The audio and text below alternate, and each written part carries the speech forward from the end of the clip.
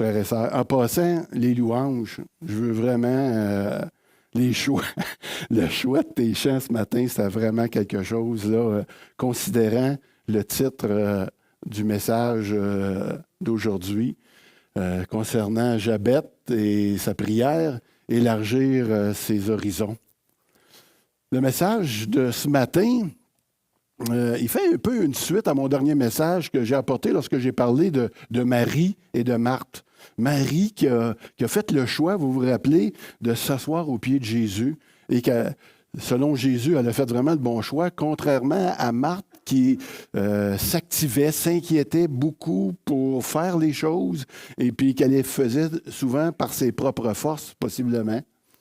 C'est Irénée, un des pères de l'Église, qui a dit ceci. Il dit « Dieu se glorifie dans un homme épanoui, et ce dernier est tel lorsqu'il contemple le Seigneur. » Vous voulez être épanoui, contemplons le Seigneur. Je trouve que c'est un bon résumé du message à ce moment-là. Et c'est aussi une continuité du message de François, il y a 2 semaines, entre autres, qui nous avait emmenés dans Josué 3, qui parlait de mettre le pied à l'eau par la foi pour voir Dieu agir dans nos vies. Ce matin, tout le long, je veux dire, on aurait pu, si j'avais su tous les chants que tu amenais qui étaient porteurs du message ce matin, je pense que j'aurais fait le message après, avant, je veux dire, et puis là, on aurait pu ensuite de ça vraiment glorifier Dieu de cette manière-là.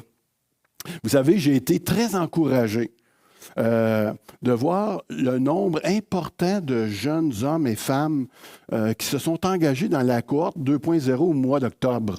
Vous vous rappelez, ce sont pour moi des personnes que je juge, je pourrais dire, ambitieuses. Ils veulent faire un pas de plus avec Dieu et il y a eu une grande réponse par rapport à ça. Des personnes qui n'acceptent pas le statu quo comme tel dans leur vie et qui veulent élargir leurs horizons. Je ne sais pas si c'est votre désir ce matin d'élargir votre horizon avec le Seigneur, mais peu importe l'âge que vous avez, peu importe votre culture, je pourrais dire, ou votre passé même. Parce que des fois, il y a un passé qui s'attache à nous puis qui nous ralentisse dans notre progression avec Dieu. On va un peu le voir ce matin. C'est ça. Et il y a Gabriel, le président de culte de la semaine dernière, ou il y a 2 semaines, je me perds un peu dans le temps, Gabriel qui avait amené, je ne sais pas si vous vous rappelez, il était en train de faire une lecture scientifique de son intérêt par rapport à ses lectures. Et puis, il a trouvé au milieu de ses lectures un texte biblique qui était installé au milieu du texte puis qui n'avait pas comme d'affaires là normalement. C'est comme si Dieu rencontrait Gabriel à ce moment-là d'une manière très particulière. Mais c'est pas la première fois que ça arrive. Parce que le Seigneur, lui aussi, il aime faire ce genre de petites cachettes-là, si je pourrais dire ça comme ça. Des cachettes à ceux qui vont vouloir faire un pas de plus puis qui vont vouloir aller plus loin. Et on va voir ça ce matin. Et parce que le Seigneur a glissé une belle perle dans ses Écritures, soit 2 petits versets au milieu d'un texte qu'on ne s'attendait pas du tout voir arriver. Et en fait, pour ceux qui ont déjà lu le livre des Chroniques, savent déjà vers où je m'en vais ce matin à cause du titre que vous voyez. Et vous savez que les 9 premiers chapitres de 1 Chronique, c'est une nomenclature de plusieurs noms, en fait, où on voit toute l'arbre généalogique des tribus hébraïques à partir de Adam pendant des milliers d'années, jusqu'au retour de la captivité d'Israël. Et c'est pas une lecture des plus passionnantes là, pour ceux qui l'ont déjà lu. Mais je vais demander à Mona de nous lire un extrait de ce qu'on est en train de parler ici ce matin. 1 Chronique 4, les versets 3 à 8. Voici les descendants d'Étam, Jirel, Jisma, Kidbash. Leur sœur s'appelait Hatsel-Elponi. Pénuel, le père de Guédar, et Ézer, le père de Husha, étaient les fils de Our, le fils aîné d'Éphrata, père de Bethléem. Achour, père de Tékoa, eut 2 femmes, Éléa et Naara. Naara lui donna Ashuzam, Épher, Témeni, Achastari.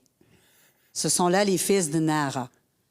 Quant aux fils de Éléa, ce sont Tézer, Tosar et Nan. Koth eut pour descendant Anoub et Adsobéba, ainsi que les clans d'Acharel, le fils d'Arum. Comme dirait Jean, notre pasteur, ceci est la parole de Dieu. J'espère que vous avez été édifiés ce matin par cette lecture.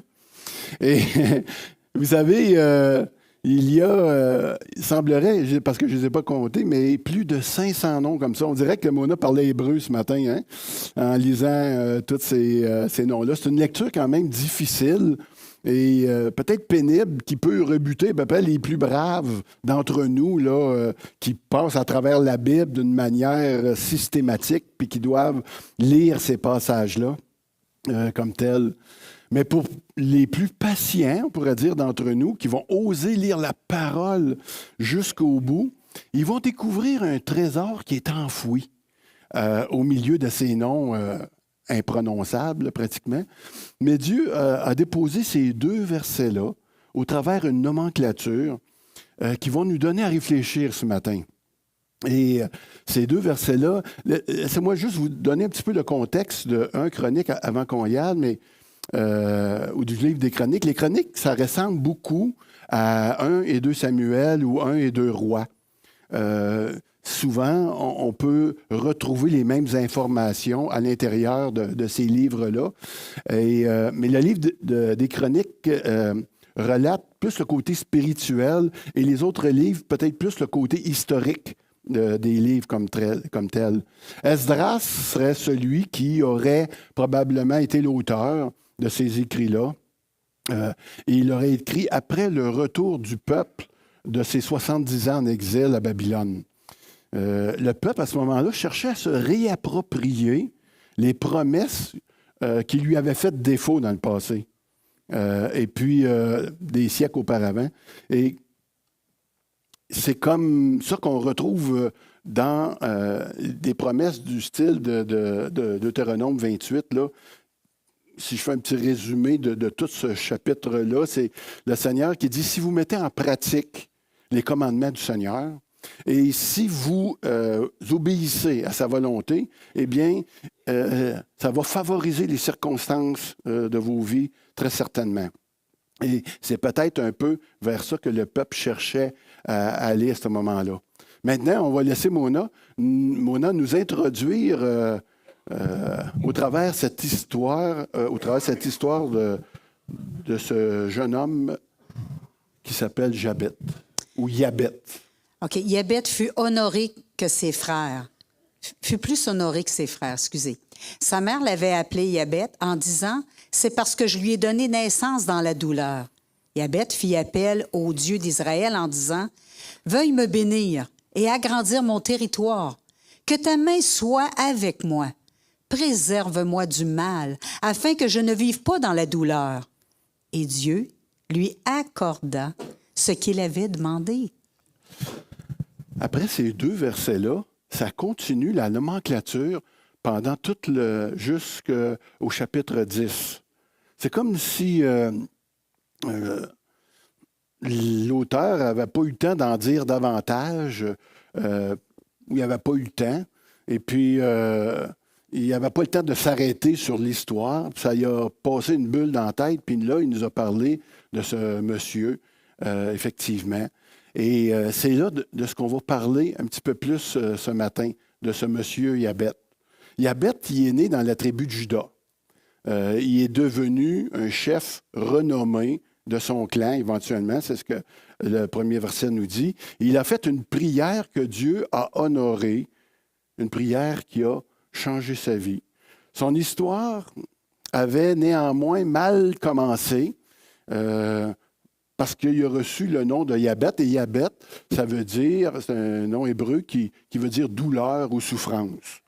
Et un peu comme, vous savez, dans les noms qu'on donnait aux Hébreux comme tels, ça mentionnait qu'est-ce que sa vie aurait l'air. Comme Jacob, ça veut dire supplanteur, puis on sait qu'est-ce qu'il a fait lorsqu'il a supplanté le droit d'aînesse de son frère Isaü.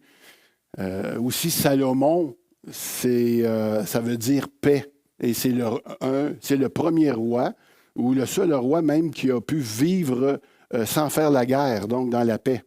Et ici, comme tel, ce nom représentait, si on pourrait dire, le futur de Yabet comme tel. Et il a grandi avec ce nom-là. Parce que soit que sa mère a accouché avec beaucoup de douleur, il s'est passé quelque chose au moment qui est né, qui a fait en sorte que sa mère lui a donné ce nom-là, puis il dit, mais toi, tu vas porter la souffrance ou la douleur toute ta vie. Donc, il n'était pas appelé à une très, très belle vie comme ça, surtout quand tu t'appelles douleur. Imaginez un petit peu l'histoire, tu sais. Tes amis ils viennent, ils disent, est-ce que douleur peut venir jouer avec nous dehors? C'est comme, c'est un peu spécial, tu sais, ou bien à un moment, souffrance, douleur, viens donc manger. À un moment donné, à l'école, tu peux même être le souffre-douleur des gens des autres autour de toi, hein? Ça me fait penser qu'il y a peut-être aussi ici ce matin des personnes qui ont vécu un début de vie peut-être difficile.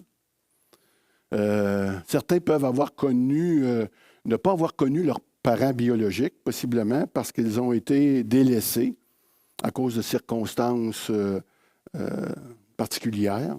D'autres étaient peut-être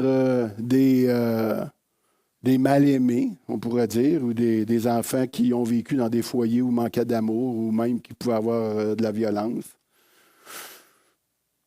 D'autres auraient peut-être, justement, à cause de cela, ne pas avoir voulu connaître leurs vrais parents. D'autres sont nés dans des contextes pas nécessairement désirés, comme je viens de le dire. Des fois, nous sommes attachés à un passé douloureux, hein? Ça peut arriver. Mais le Seigneur peut s'en servir de ce passé-là pour se glorifier. Et ce qu'on voit ici dans la vie de Yabet.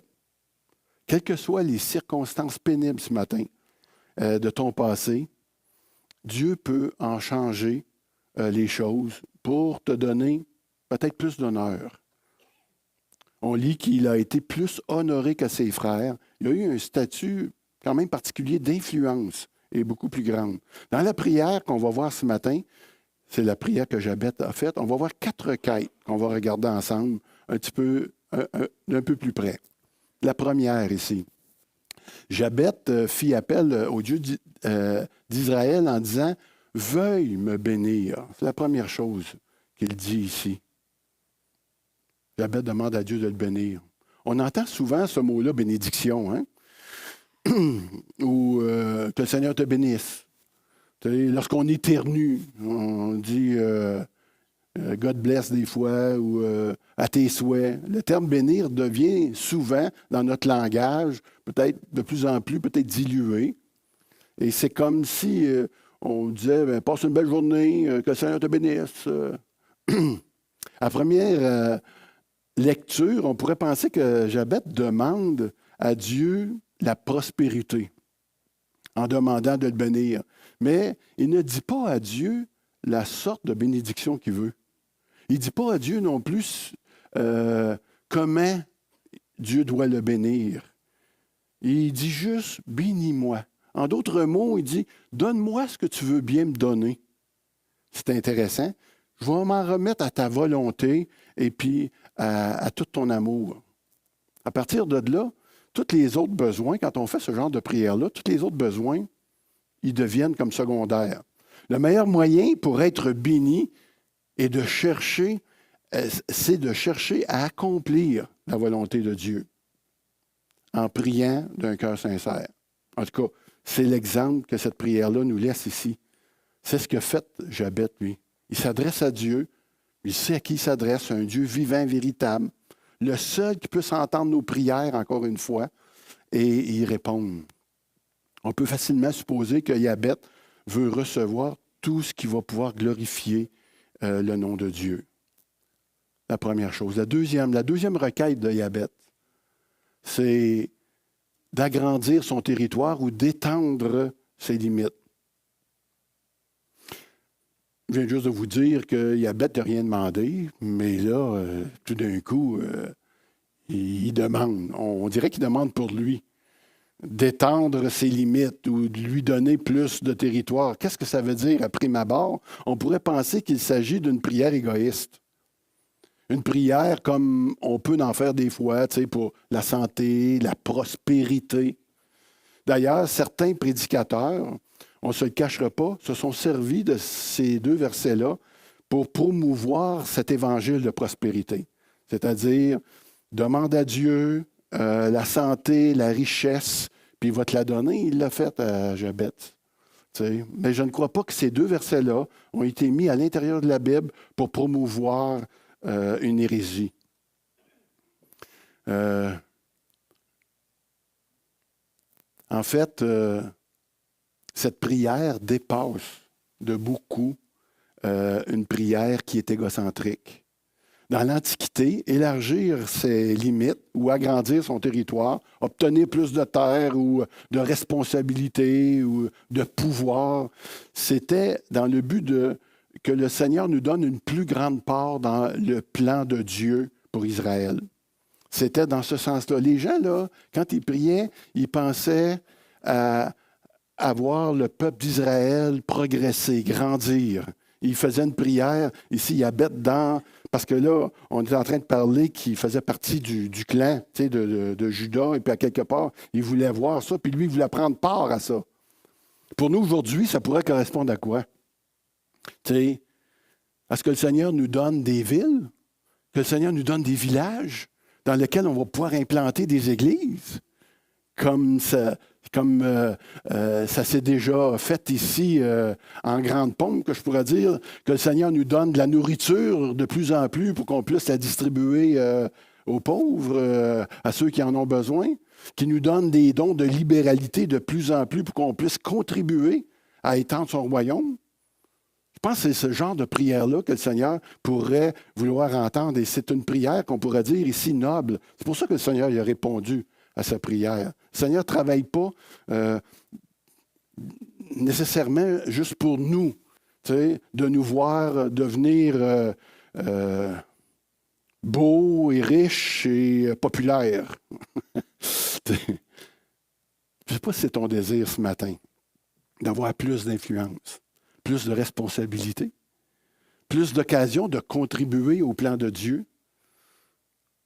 Est-ce que Dieu serait disposé à élargir ton ministère si tu lui demandes, ou de faire fructifier les dons qu'il t'a déjà donnés? Ce matin, je vais vous donner quelques exemples de ce que j'ai déjà vécu, mais lorsque je suis venu au Seigneur, je me disais que tous les dons, parce que j'ai pris conscience que j'avais des dons quand je suis venu au Seigneur comme tel, puis là, je me suis dit, il me semble que le Seigneur ne m'a pas donné ça pour rien. Puis moi, j'aimais ça, faire du théâtre. Quand j'étais plus jeune, j'avais déjà fait des pièces de théâtre et puis tout ça. Puis un jour, j'ai demandé à Dieu de me montrer les besoins de la région, de la grande région de Granby. Et pendant ce moment-là, il y a eu une grosse vague de suicides dans la région. Et puis là, j'ai dit, voilà un besoin. Et j'ai demandé à Dieu comment on pouvait faire pour changer cette situation-là et contribuer à baisser le taux de suicide dans la région.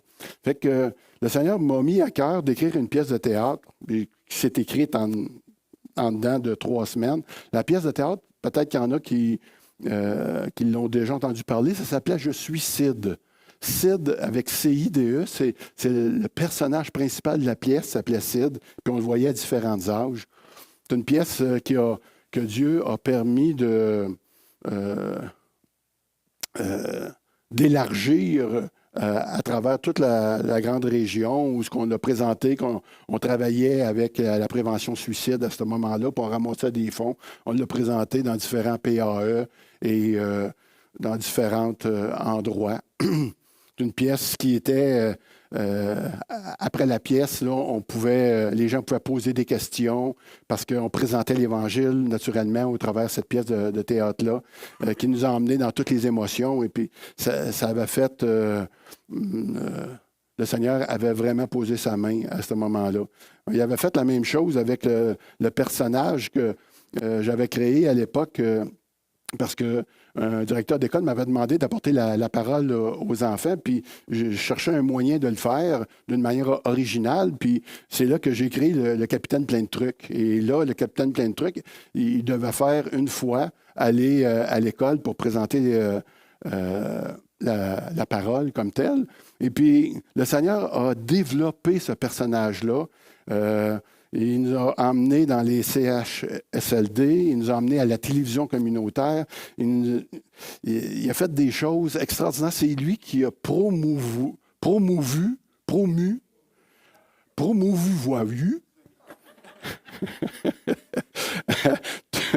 toute cette chose-là. Et ça a eu un grand impact aussi, je pense. Tu sais, quand je suis venu au Seigneur, je faisais du karaté. Puis là, je dis au Seigneur, je me suis entraîné toute ma vie pour rien. Puis là, à cette heure, maintenant, je vais devoir abandonner ça, comme tel. Je trouvais ça, j'étais là. Mais de la même façon dont on a racheté la fête de l'Halloween, de la même façon, le Seigneur m'a amené à racheter, si on peut dire, cet art de combat-là. Comme tel. Et puis, à partir de là, j'ai parti à une école qui s'appelait Karaté 2000, et puis j'enseignais la Bible au travers le karaté, parce qu'on sait que dans la Bible, il y a beaucoup de combats, puis toutes sortes de choses. Puis, fait que c'est comme une manière de racheter, encore une fois. Tu sais, le Seigneur n'a pas de limite. Ce que je veux que vous reteniez, c'est qu'à quelque part, peu importe les dons que vous avez, ce que vous portez à l'intérieur de vous, si vous prenez la peine d'aller vers Dieu puis dire, Seigneur, comment tu veux élargir mes horizons? Je suis convaincu que le Seigneur, c'est des choses qu'il veut encore faire et il veut encore faire grandir son royaume. Yabeth a demandé au Seigneur de faire d'une vie ordinaire une vie extraordinaire. C'est ce qu'il a fait. Hein? Le Seigneur a enlevé le nuage, qu'on pourrait dire, de son passé triste et douloureux, et pour le changer dans une place d'honneur au milieu de ses frères. Le Seigneur est enclin à enlever la douleur de ton passé, si c'est le cas, les cicatrices qu'il peut y avoir eu, les abus qu'il peut y avoir eu, pour se glorifier dans ta vie. On ne peut pas se limiter à juste ce qu'on est, on va le voir tantôt. La prière de Jabeth pourrait se transposer pour toi comme ceci. Seigneur, augmente les occasions qui me permettront d'influencer un plus grand nombre de personnes pour ta gloire. Permets-moi d'en faire plus pour toi, mon Dieu. Des fois, j'ai l'impression qu'on est hésitant à faire cette prière-là. Vous savez pourquoi, hein? Parce qu'on a peur peut-être de surcharger un horaire, un agenda qui est déjà pas mal plein. Ou des fois, on a juste peur que ça bouleverse la tranquillité de nos vies. Mais le Seigneur, il est prêt à entendre cette prière de nos cœurs. La troisième chose, une troisième requête. Jabeth demande que Dieu manifeste sa puissance dans sa vie. Veuille bénir et agrandir mon territoire et que ta main soit avec moi, qu'il est dit ici. Dans la culture, dans la littérature plutôt, de l'Ancien Testament, la main symbolise la puissance de Dieu, la force, le pouvoir. Jabeth demande à Dieu de lui accorder sa présence et sa puissance. Encore une fois, Jabeth dit à l'Éternel, je compte sur toi là, pour accomplir toutes ces choses-là en ton temps, en ta manière, et que ta main repose sur ma vie, au milieu de la bénédiction que tu veux bien me donner. j'ai un autre exemple. Parce que quand je pensais à ça, en faisant ce message-là, tu sais, je me suis aperçu de quelle manière Dieu avait vraiment fait ce genre de choses-là pour moi. J'ai prié longtemps le Seigneur, moi, parce que vous savez que j'ai travaillé en établissement, en prison, pendant plusieurs années, puis je travaillais sur les chiffres, puis c'était pas aidant à ce moment-là, du moins pour l'Église. Et puis, je demandais au Seigneur qu'il me donne un travail de jour et puis que je ne travaille plus les fins de semaine, tout cela. Et le seul travail qui m'était accessible à ce moment-là, c'était un travail d'agent de libération conditionnelle. Mais moi, je n'avais pas les études encore à ce moment-là. Ça prenait au moins un bac, et puis je n'avais pas ça. Et puis, à un certain moment donné, le Seigneur a permis qu'il y ait un concours qui soit ouvert où ce qu'on n'avait pas besoin d'avoir un bac, mais qu'on puisse répondre à certains critères dont j'ai répondu, puis j'ai pu participer à ce concours-là comme tel. Mais encore là, en plus de participer au concours, ça, c'était une chose, c'était déjà très miraculeux comme tel, mais il fallait que le Seigneur puisse me faire passer au moins dans les 10 premiers parce qu'il y avait rien que 10 postes ouverts. Puis si je voulais demeurer à Cowansville parce que je ne voulais pas déménager, il fallait que je rentre dans les 3 premiers. Puis je vais vous confesser que moi, je n'étais pas bien bon dans les concours. Parce que ça prend de la mémoire, il fallait étudier beaucoup, puis j'avais pas beaucoup de temps pour étudier, puis il y en avait pas mal épais. Et puis, j'œuvrais déjà pour le Seigneur à ce moment-là, j'avais pas eu le temps de voir toute la matière qu'il fallait que je voie pour passer le concours. Et là, 2 heures avant l'examen, qui avait lieu à 4 heures dans l'après-midi. Mon boss, il dit ça, j'ai un examen après-midi. Fait que, il dit, je te donne l'après-midi pour aller étudier. Et pendant les 2 heures et demie que j'ai pu étudier cette matière-là, tout ce que j'ai lu, puis que je n'avais pas lu avant, tout ce que j'ai lu, il y en avait au moins 80 de tout ce que je venais de lire qui faisait partie du questionnaire du concours. J'en revenais pas. Écoutez, je suis sorti de là, j'ai dit, j'étais vraiment béni. T'sais, et puis, j'ai fini effectivement 3e. J'ai pu garder mon poste. Et le Seigneur a tellement... Je l'ai vu du début jusqu'à la fin, de quelle manière... Puis le résultat de ça, je vais faire une histoire courte là, pour ne pas m'étirer trop, mais le résultat du fait que je me suis retrouvé comme agent de libération conditionnelle, éventuellement, je me suis retrouvé comme agent de libération conditionnelle dans la communauté, un poste que j'avais toujours voulu avoir. Puis, à cause de ça, j'ai pu aller à l'université. Puis, à cause de ça, pour tout vous dire, c'est comme ça que l'encre est née. Parce que j'ai rencontré des personnes et puis on a pu mettre sur pied l'aumônerie communautaire des régions à ce moment-là. Fait qu'on ne connaît pas les plans de Dieu, puis jusqu'à quel point il veut nous amener au-delà de tout ce qu'on peut espérer. Vous savez? Fait que je vous dis ça ce matin parce que je veux que vous puissiez voir à quel point le Seigneur est disposé à entendre une prière comme celle de Yabet. Vous savez, hein, le Seigneur est parti vous préparer une place. Êtes-vous d'accord avec ça? Hein? C'est ça qu'il dit dans Jean 14, 2. Puis j'imagine que cette place-là, pour les croyants, hein, ça va être trippant. Il a préparé une place pour chacun de ses enfants. Et là, vous savez également qu'il vous aime infiniment. Vous le savez parce qu'il a donné son Fils pour vous, pour nous, pour moi. Hein? Et puis là, je me suis posé une question. J'ai dit, Seigneur, il sait que mon bonheur, mon plaisir, ma joie, c'est d'être retrouvé dans sa maison qu'il m'a préparée pour lui. Mais il nous laisse là. Il nous laisse ici. Non, Seigneur, tu m'aimes, ramène-moi. Non, je t'aime, puis tu restes là. Ah, OK. Fait que si il préfère qu'on reste ici plutôt que d'aller dans la joie, le bonheur d'être avec lui, c'est parce qu'il y a un projet. Un projet pour nous. On pourrait le supposer. En tout cas, qu'il ne nous reste pas ici juste en attendant qu'il revienne ou en attendant qu'on le rejoigne. Fait que, le Seigneur a des projets. Le Seigneur a des avancements pour nous. Il veut qu'on puisse développer son territoire, agrandir son royaume en gagnant des âmes, possiblement en son nom. En tout cas, c'est la mission qu'il nous a confiée. Hein? Tu sais, il dit, allez donc, faites toutes les nations des disciples, baptisez-les au nom du Père, du Fils et du Saint-Esprit, enseignez-leur à mettre en pratique tout ce que je vous ai prescrit. Amen.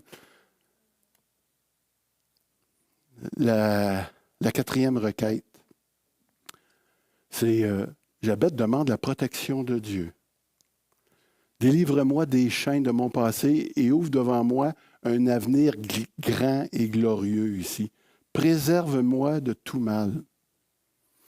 Le Seigneur désire te délivrer, on l'a dit tantôt, de ton passé. Il fait de toi une nouvelle créature. Il t'a donné une nouvelle identité. Il y a peut-être quelqu'un ici ce matin qui aimerait être délivré de son passé. Il y a peut-être quelqu'un ici ce matin qui aimerait ça être délivré de son ou de ses péchés, des péchés qu'il a commis ou des conséquences que le péché a eues sur toi, sur ta vie, comme telle. Une nouvelle vie s'ouvre à toi ce matin. Je ne te connais pas, mais je t'invite à faire comme Jabet a fait ce matin, à demander à Dieu de changer les paramètres de ta vie. Peut-être que tu es en train de foncer directement dans un mur ce matin, je ne sais pas. Peut-être que ta vie ne se dirige pas dans la direction que tu souhaites qu'elle se dirige. Pourquoi pas te tourner vers Dieu? Dieu peut changer ça. Demande-lui de te bénir. Demande-lui d'étendre tes limites. Demande-lui ta puissance, sa puissance pour changer ta vie. De mettre une protection sur toi pour que tu puisses aller de l'avant. Le Seigneur dit, viens un matin tel que tu es. Je te prends tel que tu es. Tu demandes pardon à Dieu pour tes péchés. Demande de guérir ton cœur. Il va te donner une nouvelle vie. Mais plus que ça, il va te donner la vie éternelle.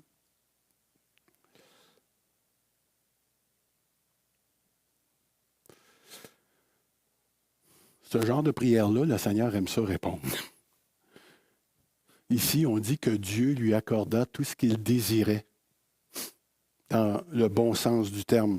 De la manière que cette phrase a été écrite, ça donne l'impression que le Seigneur a changé la vie de Jabet du jour au lendemain. Bing, bang.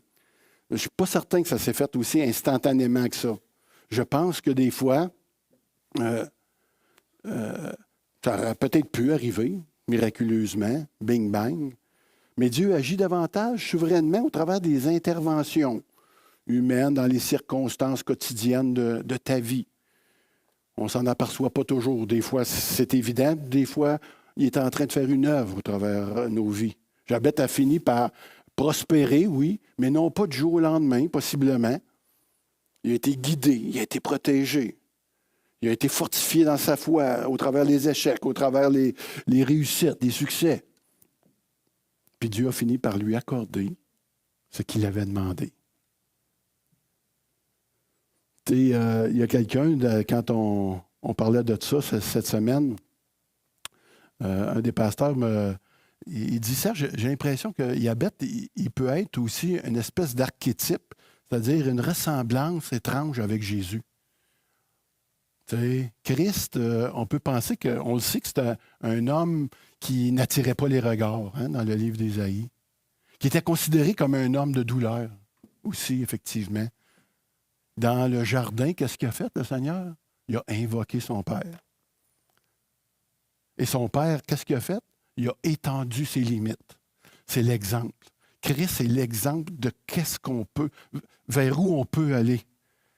Il a étendu ses limites parce qu'il a été le premier-né de plusieurs, dont nous autres, on a suivi après. C'était lui, celui qu'on a suivi pour la vie éternelle, comme tel. Je ne sais pas. Jabet, c'était quand même une personne, on ne connaît rien, on ne sait pas, mais ça semble être quand même quelqu'un d'ordinaire, qui a osé s'adresser au Dieu des dieux, au roi des rois, au Seigneur des seigneurs. Seigneur, permets d'élargir mes limites. Viens prendre soin de moi. Viens me protéger. Viens être sur ma vie. Manifeste ta main, ta puissance sur ma vie. La première chose qu'a faite le Seigneur dans chacune de nos vies, il nous a préservés de la condamnation éternelle. Déjà, on le sait, puis on est en business. Hein? On est content. Puis là, maintenant, il nous amène dans un autre, à un autre niveau. On va conclure ce matin. Vous avez été bien fin. Les gens peuvent monter. La louange, vous pouvez monter si vous voulez. Demander à Dieu d'élargir ses horizons ou ses limites, c'est une question mathématique. Ça, c'est important de le savoir. Qu'est-ce qui t'empêche, ce matin, maintenant, de prier pour que Dieu élargisse ta vision et repousse tes limites? Qu'est-ce qui t'empêche de faire ça ce matin? Notre réticence à demander ou à faire ce genre de prière-là de Jabet, ou de Yabet, c'est une question mathématique. Voici comment on peut voir ça des fois, nous autres. On commence à considérer nos capacités. On considère aussi notre expérience qu'on a dans le milieu, qui est pas mal, hein? On peut considérer notre formation, je n'ai pas été formé pour ça, notre personnalité, le genre de personne que nous sommes, même notre apparence, parce que des fois, ça peut jouer aussi, notre passé, comme on l'a dit, et les attentes des autres. Qu'est-ce que tu sais? Et tout ça, ça l'égale le territoire qui va m'être assigné dans la vie, si on considère toutes ces choses-là. J'ai rencontré quelqu'un la semaine passée, et puis j'ai commencé à lui parler du ministère de l'aumônerie. Tu sais, ça t'a jamais tenté, toi, de t'intéresser, tu sais, ou d'aller dans cette direction-là. Puis, j'avais pas encore fini ma phrase. Je me dis, hey, non, moi, là, wow, tu sais, oui, j'ai jamais, je connais rien de ça, puis je sais rien, puis moi, non, je me vois pas là-dedans, c'est même trop. Oui, j'ai dit, aïe, toi, tu es en train de répondre au deuxième critère, si tu veux. Parce que c'est vrai que tu n'as peut-être pas la capacité, tu n'as pas l'expérience, tu n'as pas de formation, tu n'as peut-être même pas la personnalité qui va fitter nécessairement. Tu es un beau bonhomme, par contre, mais tu sais, je ne connais pas ton passé. Mais là, le Seigneur, lui, il compte d'une autre manière. Lui, il dit, moi, je vais prendre ton empressement à vouloir faire cette prière-là. Plus ta faiblesse à ne pas pouvoir le faire et la volonté de Dieu et sa puissance, ça va égaler aussi un territoire élargi. C'est une autre manière de calculer la capacité. On n'est pas calculé sur notre propre capacité, mais sur la puissance de Dieu, sa capacité à lui. Je ne sais pas dans quoi vous vous êtes éjecté dernièrement ou de quelle manière vous avez pris un pas de recul, mais si ça vous tente de faire ce pas plus loin-là, Dieu vous attend à quelque part dans tout cela. Si tu demandes avec supplication, tantôt, je voyais Marie-Ève en train de sauter en avant pour parler de cette volonté de s'engager, d'aller plus loin, de faire un pas de plus. Tu sais, faites juste penser, frères et sœurs, à l'Église, à notre Église, à qu'est-ce qui s'est passé. Après que le feu a eu lieu, on a décidé d'être ensemble, et puis à ce moment-là, ça semblait fou. Plus que la moitié de l'Église, des deux Églises, et ça ne rentrait pas au poste, ça, cette idée-là. Là. On n'était pas en faveur de ça. Puis le Seigneur, vous ne pensez pas qu'il a travaillé pour nous emmener puis élargir notre manière de voir, élargir nos limites. Et ce qu'il est en train de faire présentement, au milieu de nous, je le dis à qui veut bien l'entendre, mais tu sais, là, présentement, on est rendu avec 2 bâtiments. On est rendu avec une 12aine de pasteurs. À part de tous ceux qui ont des postes importants puis qui opèrent des choses grandement dans l'Église. Le Seigneur est en train de faire quelque chose au milieu de nous. Il est en train de nous préparer à quelque chose. Mais si on ne lui demande pas, on va juste s'acclimater, d'être bien ensemble, puis ça va rester là. Mais si on veut aller plus loin, puis qu'on ose lui demander, aïe, je pense qu'on va voir la gloire de Dieu. Amen. On va prier. Seigneur Jésus, on est très reconnaissant, encore une fois. Merci de ce que tu accomplis au milieu de nous. Merci de ce que tu accomplis déjà dans beaucoup de personnes qui ont décidé, qui ont déjà fait ce type de prière comme Jabez, comme Jabez, Seigneur, une prière qui veut, qui demande ta bénédiction, une vraie bénédiction, la bénédiction que seul le Dieu, le Seigneur des Seigneurs peut accorder. Merci que tu es en train de travailler dans nos cœurs, que tu es en train de faire tout ce qui est, tout ce que tu avais prévu, tout le plan que tu avais déjà imaginé en nous unissant dans cette Église du flambeau de l'espoir. Seigneur, où tu nous amènes à œuvrer ensemble pour ton œuvre. Et on veut déjà t'en remercier, notre Dieu, et être à l'affût de tout ce que tu vas nous présenter. Dans le nom de Jésus-Christ. Amen. Amen.